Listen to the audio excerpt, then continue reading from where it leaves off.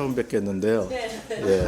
우리 교회 예배 끝나고 왔어요. 아, 그래요. 고맙습니다. 김연희 권사님. 아, 김현희 권사님, 감사합니다. 네, 감사해요. 네, 감사합니다. 이렇게 화창한 날씨에 우리 이장로님 댁에서 또 이렇게 초원을 보면서 이렇게 말씀을 나누고 예배를 드릴 수 있게 하신 것 너무너무 감사를 드립니다. 교회 예배 중간에 이렇게 항상 늦게 오고 예배 끝나기 전에 돌아가는 한 분이 계셨습니다. 우리 교회 아니고요. 예. 한 번도 아니고 몇 개월을 그렇게 하시더라는 거죠. 그래서 그 교회 교인들이 수근수근 되기 시작했습니다. 아, 왜 저분은 예배 시간에 늦게 오고 끝나기 전에 이렇게 빨리 가나? 저분은 참으로 예배를 건성으로 드리는가 보다 하는 그런 생각을 했던 거죠. 불만스러웠습니다. 붙잡고 권면을 해야 되겠죠. 예배 시간에 맞춰서 오고 예배 끝나고 가시라고 권면을 해야 되겠습니다만은, 그런데 달리 생각을 하기 시작했습니다. 얼마나 급한 일이 있으면 저러나, 피치 못할 사정이 있을 거야. 예배에 오는 것만도 다행이지 라고 성도들이 생각하기 시작했습니다. 하루는 목사님과 성도들이 그 분의 집을 신방을 했습니다. 아니나 다를까 그분은 집에서 치매에 걸린 시어머니를 보살피고 있었습니다. 조금도 시어머니를 떠날 수 없는 상황인데 예배에만은 빠질 수 없어서 잠시 아들에게 맡기고 교회에 온 것입니다. 그러니 이 시어머니가 가끔씩 증세가 심해지고 그러니까요, 이 아들한테만 계속 맡길 수가 없는 거예요. 그래서 예배 끝나기 전에 불이 나게 집으로 가야만 했던 것입니다. 남편도 없었고 다른 가족도 없었습니다. 그때부터 그 교회 사람들은 이분이 누구보다도 예배를 소중히 여기는 분임을 인정하게 되었습니다. 그렇죠. 우리가 하나님의 같은 말씀이라도 그게 컨텍스트에 따라서, 상황에 따라서 그게 옳은 게 될 수도 있고 또 틀린 게 될 수도 있기 때문입니다. 만약 이분에게 예배 시간에 맞춰서 오십시오, 끝나고 천천히 가십시오라고 했다면 맞는 말이죠. 그렇게 권면해야 됩니다. 그런데 맞는 말이지만 이분한테는 틀린 말입니다. 왜요? 그럴 수 없는 상황에서 예배를 드리러 오니까요. 성도 여러분, 우리가 신앙생활을 하면서 어떤 사람의 단편적인 행동을 보고 우리는 생각으로 저 사람은 그런 사람이야 라고 쉽게 판단하지는 않나요? 오늘 제목이 관용을 알게 하라. 관용이 무엇일까 하는 생각을 해보려 합니다. 그 사람의 사정도 모른 채 그 사람에 대해서 쉽게 판단할 수 없는 것입니다. 어떤 사람의 행동과 말에는 그럴 수밖에 없는 이유들이 있을 수 있기 때문입니다. 쉽게 사람을 판단하는 것은 한마디로 관용이 없다고 할까요? 자신의 경험과 편견과 주관적인 해석으로 상대방을 바라보고 그 사람을 평가한다면 하나님 앞에 죄를 짓는 것입니다. 관용이란 것은요, 상대방의 드러난 잘못도 용서해주고 이해해주는 것인데요. 그런데 많은 경우에 저 사람의 잘못인지 아닌지도 모를 때가 많이 있습니다. 그럴 때도 무슨 이유가 있겠지, 그렇게 생각하며 이해해주는 것이 관용 아닐까요? 어떤 사람이 차를 타고 가다가 차선을 미처 못 바꿔서 엑시스로 빠지는 차선을 놓치게 되었습니다.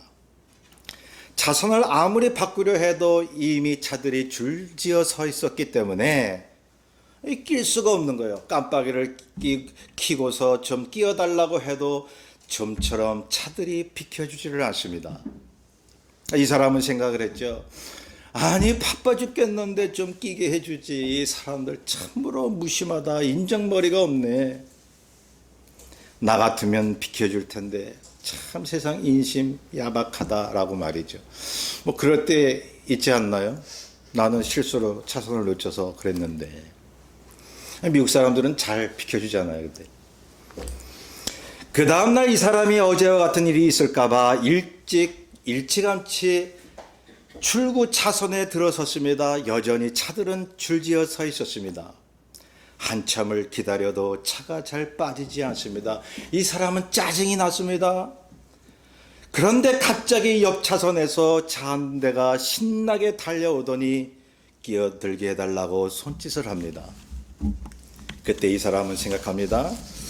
아니, 나는 오랫동안 줄 서서 기다리고 있는데 저 사람은 얌체같이 편하게 달려와서 끼어들려고 해? 세상에 저런 몹쓸 사람이 어딨나 말이에요. 하면서 욕을 한마디 해주고 싶었습니다. 여기 이 사람을 보세요. 사람을 그렇게 평가하는 것이 과연 올바른 잣대인가요? 자기가 비난했던 사람들의 모습이 자기 모습이면서.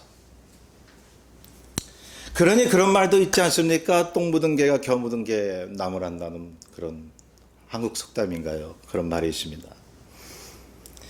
사람이 누구를 판단하려고 하면 우선 자신부터 봐야 하지 않을까요? 자신도 그런 모습이 있다는 것을 항상 생각한다면 남을 이해할 줄 압니다. 이것을 관용이라고 말합니다. 관용은요, 누구를 돕거나 어떤 물건을 나누고 용서한다는 의미도 있지만 더 중요한 성경적인 의미는 자신도 그렇기에 남의 사정도 헤아려 준다는 의미가 있습니다. 성경에 관용을 베풀어라 말씀하고 있잖아요. 관용을 알게 하라. 만약 이 사람이 사람에게 관용을 베푸는 마음이 있다면 이랬을 것입니다. 첫 번째 경우입니다. 고속도로를 빠져나가려고 하는데 차선을 그래서 바꾸려고 하는데 줄지어 서 있는 차들이 비켜주지 않을 때 짜증나죠. 그때 이런 생각을 하는 겁니다. 나도 참 힘들게 운전하지만 저 사람들은 참 얼마나 더 힘들까? 저기 뒤쪽에서부터 기면서 왔을 텐데 얼마나 짜증이 날까? 그저 용서를 구하는 마음으로 기다려 봐야지. 이런 생각을 하는 거죠. 두 번째 경우입니다. 내가 오랫동안 줄 서 있는데 끼어들려고 하는 저 사람은 실수해서 차선을 놓쳤겠지. 나도 그랬으니까. 나보다 바쁜 사람일 수 있으니 내가 저 사람을 끼어들게 만들어줘야지라고 했다면 이것을 관용이라고 말하고 있습니다. 나보다 상대방의 처지를 생각해 주는 거죠. 나는 저 사람의 사정을 모르지만 요령 피워서 끼어들게 하는 건지 아니면 정말 바쁜데 실수로 차선을 놓친 건지 모르잖아요. 내가 볼 때 모릅니다. 그런데 좋은 쪽으로 생각을 해주는 것입니다. 그리고 이해하려고 노력을 하는 것입니다. 바빠서 그러겠지. 내가 끼게 해줘야지. 이것을 관용이라고 이야기를 합니다. 상대방의 상황을 너그러이 받아주는 것입니다. 본문에 보면 관용이라고 할 때에 헬라어로 에피에이케스라고 이야기를 합니다. 이 말은 여러 의미가 있는데요. 공평하다, 고분고분하다, 온화하다, 인내하다, 용서하다라는 뜻이 있습니다. 이것을 합치면요, 너그러움입니다. 너그러움. 관용이란 너그러움이며 사랑의 뜻을 가지고 있습니다. 그래서 관용이란 8절부터 보면요, 거기 여러 말이 나오죠. 참됨, 경건, 오름, 또 정결, 사랑, 칭찬, 더, 기림 이란 단어와 일맥상통하는 뜻을 가지고 있습니다. 관용을 베푸는 것이 참되고 경건하고 옳은 것이며 하나님 앞에 정결한 것이며 사랑이며 칭찬을 들을 만한 것이며 덕을 세우고 바라는 것이라는 것입니다. 성도 여러분, 세상을 살다 보면 사람들과 부딪히는 일들이 많이 있습니다. 그럴 때 우리는 관용을 베풀고 있나요? 나도 저럴 수 있지 하면서 그 사람을 이해해 주고 있나요? 관용은요, 사람을 이해하는 데서부터 출발을 하는 것입니다. 그 사람을 함부로 평가하지 않는 것입니다. 그 사람의 긍정적인 면을 살려주는 것입니다. 나의 괴로움보다 상대방의 괴로움을 먼저 생각해 주는 것입니다. 이것이 관용입니다. 기독교의 신앙의 가장 큰 계명, 가장 첫째 덕목이 뭐라고 주께서 말씀하셨습니까? 주 너희 하나님을 사랑하고 네 이웃을 내 몸과 같이 사랑하라. 이게 우리 계명의 첫째 되는 거잖아요. 그런데요, 관용은 그 사랑을 나타내는 구체적인 한 방법입니다. 배려라고 말하기도 합니다. 며칠 전 일본에서 사역하고 있는 어느 목사님이 저에게 영상을 하나 보내주셨습니다. 그 영상은 빙점이라는 유명한 영화였습니다. 여기 계신 분들 다 아실 거예요. 원래 소설로 나온 것인데요. 작가는 미우라 아야코라고 하는 삼포 능자라고 하는 여인입니다.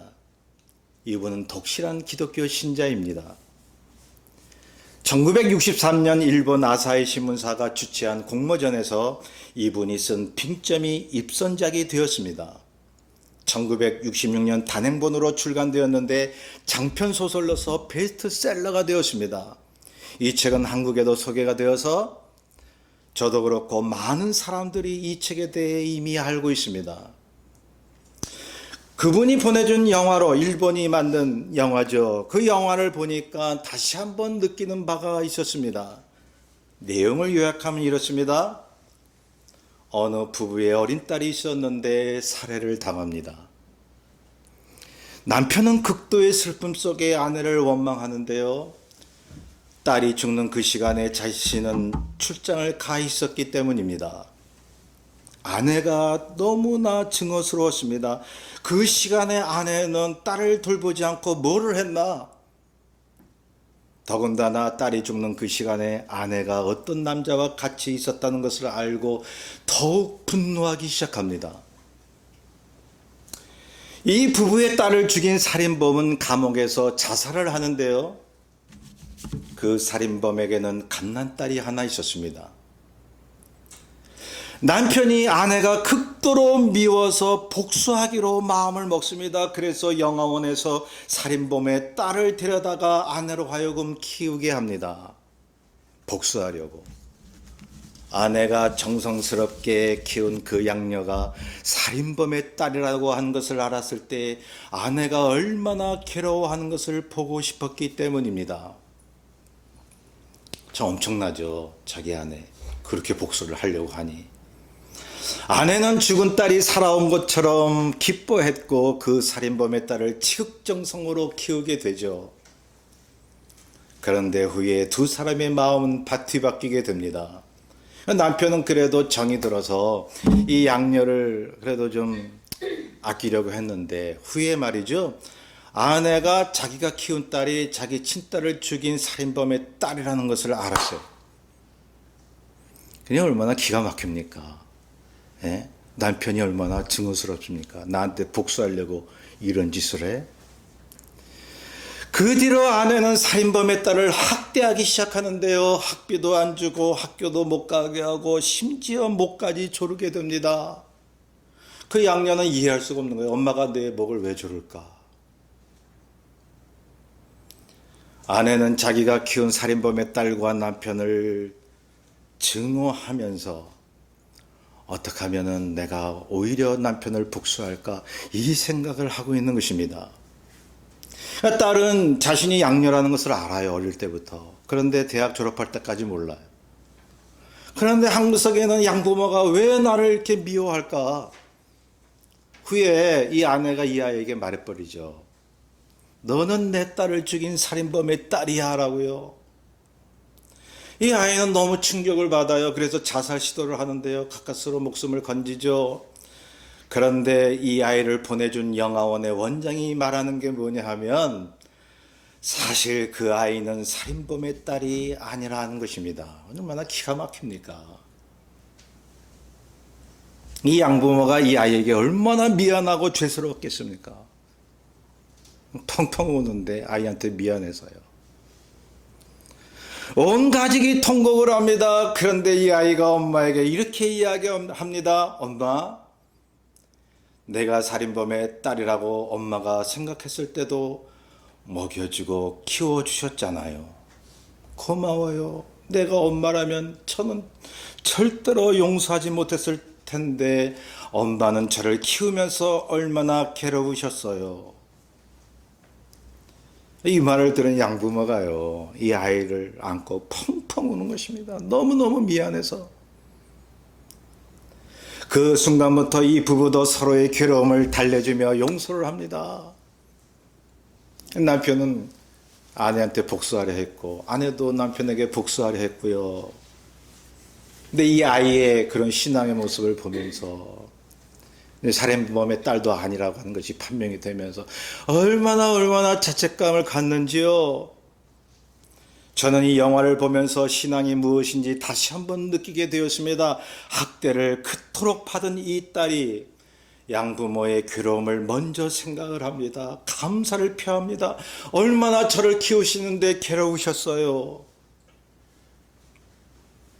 또한 나의 처지보다는 배우자의 아픔을 먼저 생각하는 부부의 마음을 보았습니다. 저는 그 영화를 보면서 이런 생각을 했습니다. 그 믿음에서 오는 관용이라는 사실을 서로 용납하고 받아주고 서로 너그러이 안아주는 그러한 모습이 우리의 참 믿음의 모습이 아닐까 하는 생각을 다시 한번 하게 된 것입니다. 이 빙점이라는 말이요, 물이 어는 온도 아닙니까? 작가가 말하려는 것은요, 이런 것입니다. 누구나 즐겁게 살려고 해도 어느 순간 미워하는 사람이 생각나면 마음이 얼음처럼 냉랭해진다는 것입니다. 그래서 사람들은 마음에 빙점을 가지고 있습니다. 플래시백이라고 그래요. 심리학적 용어예요. 플래시백. 뭐만 이렇게 보면 그런 미운 사람이 생각나는 거예요. 뭐 또 어떤 사물만 보면 어떤 사고가 생각나는 거예요. 마음이 그냥 막 굳어버리는 거죠, 그때마다. 그런데 이 작가가 하는 이야기가 바로 이것입니다. 그 빙점을 낮추고 마음을 녹이는 방법이 있다는 것입니다. 그것은 다름 아닌 관용이며 사랑이며 용서라는 것입니다. 내 편에서 생각하는 것이 아닙니다. 그 사람 편에서 생각하는 것입니다. 그 사람은 얼마나 괴롭고 아팠을까. 성도 여러분, 우리는 정말 사람에게 관용을 베풀 수 있는 믿음의 덕이 있나요? 우리는 주님 믿는다고 늘 고백하잖아요. 찬송하잖아요. 예배 드리잖아요. 그런데 주님께서, 내가 믿는 주님께서 너 저 사람 용서해 했을 때, 관용을 베풀어 했을 때 우리는 그렇게 하겠습니다라는 그러한 결단을 내리고 있나요? 어떤 때는 그 사람을 이해해서 너그럽게 대할 수가 있습니다. 그런데 어떤 경우에는 우리가 사람들을 일일이 이해하고 용납한다는 것이 쉽지 않습니다. 많은 경우 정말 어렵습니다. 저도 경험해 봐서 압니다. 사람을 이해하고 용서한다는 것이 너무너무 쉽지가 않습니다. 그런데 크리스찬이라면 할 수 있다는 것입니다. 어떻게 해요? 먼저 그리스도를 바라보는 것입니다. 그리고 그리스도를 통해 그 사람을 보는 것입니다. 혹시 그 사람에 대해 이해가 되지 않고 납득이 되지 않아도 그저 불쌍히 여기는 마음으로 그 사람 편에서 생각을 해주는 것입니다. 저 사람이 저런 행동하는 거 나 이해 안 돼. 그런데 용서해. 왜? 주님이 그러라고 말씀하셨으니까. 주님의 눈으로 그 사람을 보는 것입니다. 그리고 이런 생각을 하는 것입니다. 내가 주님의 은혜를 받지 못했다면 나도 저럴 수 있다는 사실이요. 우리가 다 아는 대로 히브리서 6장 1절부터 보면요, 무슨 어떤 말씀이 나오냐 하면, 너희가 예수 믿고 세례받고 부활을 믿고 그러는데 그 초보 제발 버려라. 그 말뜻은 버리라는 뜻이 아니라 가장 중요한 하나님의 말씀이지만 너무 그것만 갖고 매어 달리지 마라. 뭐 눈에 보이는 능력, 은사, 교회 부흥, 뭐 기도하면 하나님 역사가 나타나고 그런 것도 좋지만 성경은 그것을 초보라고 말씀합니다. 초보를 버리고 완전한 데에 이를지라고 말씀합니다. 그 완전함이 무엇일까요? 관용과 사랑인 것입니다. 제가 여기서 그냥 단 한마디로 주님이 사랑하라고 하십니다. 우리 사랑하십시다 라고 한마디만 하고 내려갔다면 성경 66권 전체를 정확하게 전달한 거예요. 그 사람에 대해 들은 얘기, 선입견을 모두 버리고 그 사람 지금 있는 그대로 받아주세요. 과거에 저 사람이 어떻게 살았던지 묻지 마세요. 그냥 받아주시면 됩니다. 그리스도의 사랑으로 받아주시면 되는 것입니다. 우리가 믿는 주님이 그러하셨습니다. 가늠한 여인이나 삭개오나 죄인들과 세리들을 만나실 때에 그 사람들의 과거를 묻지 않으셨습니다. 그냥 있는 그대로 받아주셨습니다. 그랬더니 주님의 그 너그러움 때문에 모든 죄인들이 복음이라는 게 무엇인지 알게 되었던 것입니다.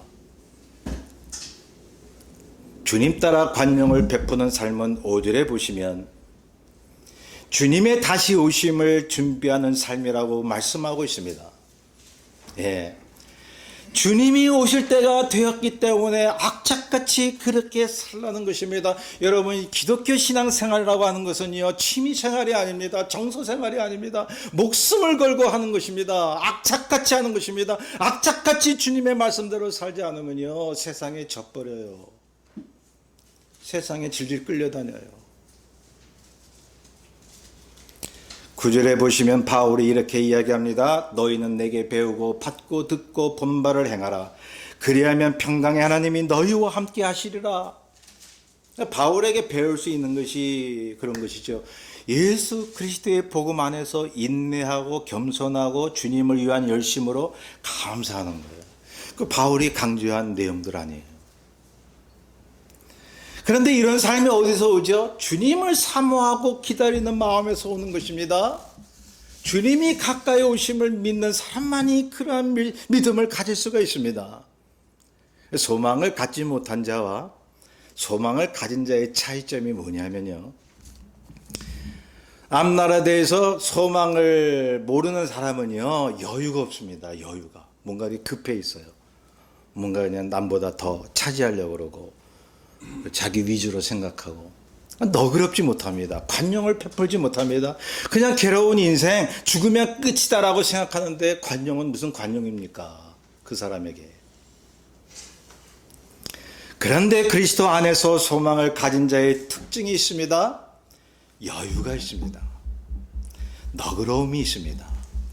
관용을 베풀고 양보합니다. 왜냐하면 누군가를 만날 그 기쁨에 있기 때문입니다. 바울이 그러했습니다. 로마 감옥에서 언제 죽을지 모르는 상황에서도 주님 만날 기쁨에 그는 마음이 설렜습니다. 그래서 자신의 그런 처지에도 여유가 있었던 것입니다. 그래서 이렇게 빌립보 성도들에게 외치고 있습니다. 4절에 보면 주 안에서 항상 기뻐하라. 내가 다시 말하노니 기뻐하라. 너희 관용을 모든 사람에게 알게 하라. 주께서 가까우시니라. 주님이 가까이 오셨다. 이미 성령으로 주는 내 안에 계셔요. 하나님의 나라가 이미 임했어요. 근데 정작 이제 앞으로 볼 그러한 하나님의 영원한 나라, 그 나라로 인도하시려 오실 그 주님이 가까이 오셨다. 그러한 믿음을 갖게 되면요, 나도 모르게 이웃에게 관용을 베풀게 됩니다. 내 안에 자꾸 나를 괴롭히는 옛 자아를 몰아내십시오. 미움과 원망과 무관용으로 살게 하는 나의 옛사람을 아예 죽여버리십시오. 주님 오실 날을 사모하면 그렇게 됩니다. 그리고 내 안에 성령으로 인한 평강이 찾아오는 것입니다. 그때부터 나보다는 주님과 이웃을 위하여 그 중심으로 살게 되며 이 관용을 베풀 수 있는 여유가 생겨나게 되는 것입니다. 관용을 베풀고 사랑을 베풀면요, 주님이 느껴져요. 내 안에서 주님이 그렇게 하시는구나. 주님의 숨결을 느끼는 것입니다. 신앙생활 하는데 그 신앙생활 하는 맛이 나는 거예요. 여러분, 지난주도 말씀드렸죠. 신앙생활 하는 맛을 느낍니까? 이러한 삶이 하나님의 평강을 체험케 하고 나를 살리는 것이니 주님 오실 날을 그렇게 대비하시기를 바랍니다. 서로 관용을 베푸는 우리 교회가 되었으면 좋겠습니다. 그래서 주님 오실 때 귀한 우리의 삶으로 인정받는 그러한 삶이 되시기를 주의 이름으로 소망합니다. 우리 뜻을 잘 생각하면서 찬송가 380장을 함께 찬송합니다. 날 구원하신 주 감사, 모든 것 주심 감사, 지난 주